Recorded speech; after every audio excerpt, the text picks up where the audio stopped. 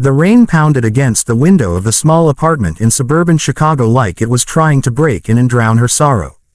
Emily Harper, 7 months pregnant, sat on the worn couch, her hands cradling her belly as tears streamed down her face. In front of her on the coffee table lay the divorce papers, freshly signed by her husband of 5 years, Mark. Next to them, her wedding ring glinted mockingly under the dim lamp light, the one he'd slipped off her finger just hours ago before walking out the door for good. "How could you do this to us?" she whispered to the empty room, her voice breaking. Mark's words from earlier that evening echoed in her mind. "I'm sorry, Emily, but I love Sarah now. She's everything you're not." Sarah, the glamorous coworker he'd been secretly seeing for over a year. The one with the perfect hair, the designer clothes, and no baggage, like a baby on the way. Emily's world had already been shattered once this month. Just 3 weeks ago, her father, Robert Thompson, had passed away suddenly from a heart attack. He'd been her rock, the quiet mechanic who'd raised her alone after her mom died when she was 10. They'd lived modestly in a little house in the outskirts of Chicago, scraping by but always full of love. Dad had visited every Sunday, bringing groceries and stories from the auto shop, excited about becoming a grandpa. The funeral had been small and somber, held in a rainy cemetery on the edge of the city. Emily stood under a black umbrella, her belly prominent under her mourning dress, as they lowered his casket into the ground. Mark had been there, holding her hand, promising they'd get through it together, but that was before the will reading. That was before everything changed. It started innocently enough. A lawyer named Mr. Hargrove contacted Emily a week after the funeral. "Miss Harper, well, Mrs. Thompson Harper, your father left specific instructions for a private reading of his estate. Can you come to my office in downtown Chicago tomorrow?" Emily had almost laughed when he said, estate. Her dad owned a beat-up old truck, a modest 2-bedroom house with a leaky roof, and maybe a few thousand in savings from years of fixing cars. Mark had even joked about it on the drive over. "Maybe he left you his tool collection. I could use a new wrench set." But when they arrived at the sleek high-rise office overlooking Lake Michigan, something felt off. Mr. Hargrove, a polished man in his 60s, greeted them solemnly and asked Mark to wait outside. "Your father's wishes were clear. This part is for family only." Emily sat down, confused, as the lawyer pulled out a thick folder. "Emily, your father wasn't just a mechanic. For decades, he was the silent majority owner of Thompson Holdings, a conglomerate that started as a small auto parts supplier in the 1970s and grew into one of the largest privately held companies in the Midwest. Real estate, manufacturing, tech investments, he built it all from the ground up, but he never wanted the spotlight." Emily stared at him, her heart pounding. That can't be right. Dad drove a 1998 Ford pickup. He lived in a house smaller than this office. Mr. Hargrove smiled faintly. "That was Robert's way. He grew up poor, lost his wife young, and vowed to give you a normal life, no spoiled rich kid nonsense. He kept it all secret, even from you. But now, upon his death, everything passes to you. The company, the assets, we're talking about a net worth exceeding $12 billion. The room spun. Emily gripped the armrests, feeling the baby kick as if sensing her shock. 12 billion. Her dad, a secret trillionaire. No, the lawyer corrected gently. Trillion was a stretch, but billionaire many times over, yes. She stumbled out of the office in a daze. Mark was waiting in the lobby, scrolling on his phone. When she told him, his eyes widened, not with joy for her, but with something greedier. Holy shit, we're rich. Like, actually rich. That night, they celebrated quietly at home. Mark popped open a cheap bottle of champagne, non-alcoholic, for her, talking about new houses, vacations, quitting his dead-end sales job. Emily was overwhelmed, grieving her dad while trying to process this bombshell. She just wanted time to mourn. But Mark changed almost overnight. He started staying late at work, coming home smelling of expensive perfume. He pushed her to sign over power of attorney for the company to him, so you don't have to deal with the stress while pregnant.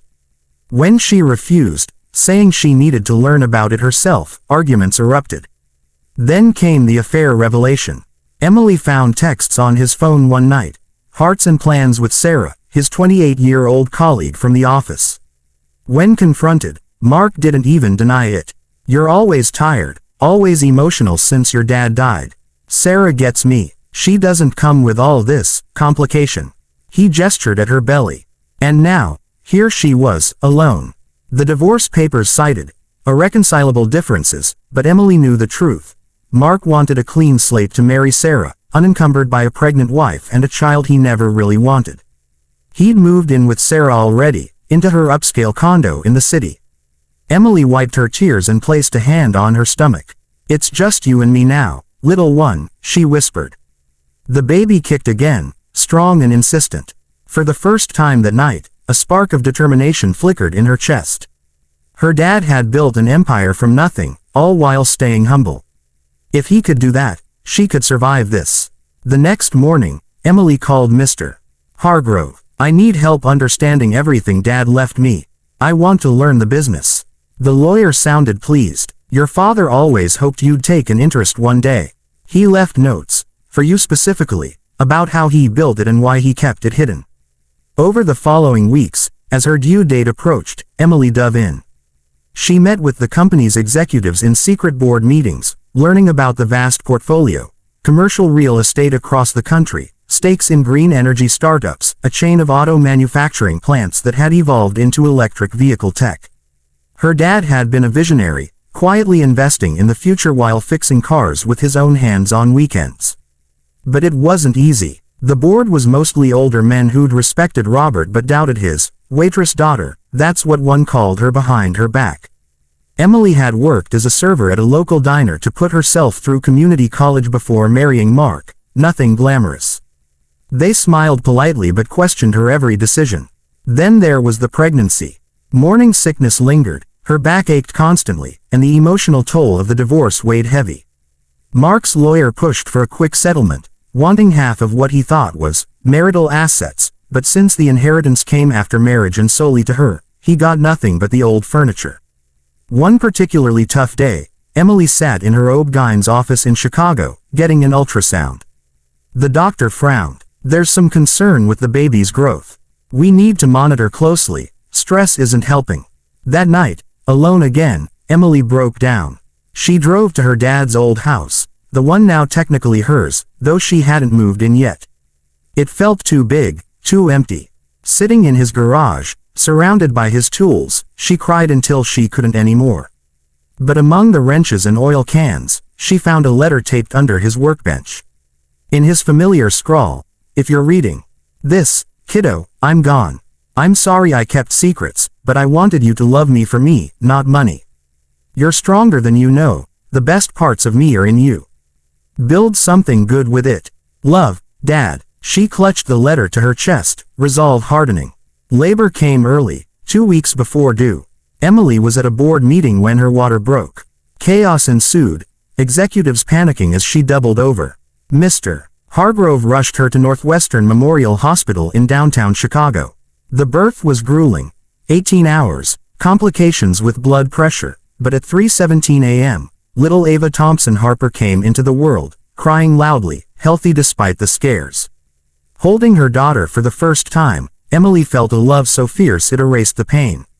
Ava had her dad's eyes, bright blue and full of life. News of the birth spread quietly in business circles. Mark texted once, "Congrats. Glad everything went okay. No offer to visit, no remorse." Emily didn't reply. Months flew by in a blur of sleepless nights and steep learning curves. Emily hired a nanny to help with Ava while she attended classes on business management at Northwestern University part-time. She moved into a secure penthouse in the city for safety, but kept Dad's old house as a weekend retreat. The real challenge came when a rival company launched a hostile takeover bid for Thompson Holdings. The board urged her to sell. "It's too much for you, dear." Stock prices dipped. Media speculated about the heiress who partied away her fortune. Lies spread by anonymous sources, later traced to Mark's new circle. Emily refused to sell. Inspired by her dad's notes, she rallied the loyal executives, invested in innovative EV battery tech that Dad had been eyeing, and turned the company around. Within a year, profits soared, making Thompson Holdings one of the top players in sustainable energy. Meanwhile, Mark and Sarah's fairy tale crumbled. They married in a lavish ceremony at a vineyard in California. Emily saw the photos online. Sarah in a designer gown, Mark grinning like he'd won the lottery. But without Emily's money, Mark's spending habits caught up. Sarah, used to luxury from her own family, grew frustrated with his stagnant career. Arguments turned to separations. By Ava's second birthday, they were divorced, Mark broke and bitter. Emily, now 28, stood at the helm of a multi-billion-dollar empire. She was featured on Forbes's 30 Under 30, hailed as the visionary who honored her father's legacy while blazing new trails in green tech. But success wasn't just numbers. On weekends, she took Ava to the park near Lake Michigan, pushing her on swings, laughing as she toddled around. She started a foundation in her dad's name, funding scholarships for single moms and trade schools for mechanics, giving others the normal, grounded start her dad valued. One evening, watching the sunset over the city from her office, Ava asleep in a crib nearby, Emily reflected. Betrayal had nearly broken her, but it forged her into something unbreakable. Mark tried reaching out once, years later, apologizing, hinting at reconciliation. Emily met him for coffee, polite but firm. You made your choice, I made mine, and mine led me here, to happiness I built myself. She walked away, head high, back to her daughter and her empire. The message was clear. Life can knock you down with loss and betrayal, but from the ashes, you can rise stronger. True wealth isn't money, it's resilience, love, and the legacy you choose to build. Emily Harper proved that, and every day, with Ava's laughter filling her world, she knew her dad was smiling down, proud of the woman she'd become.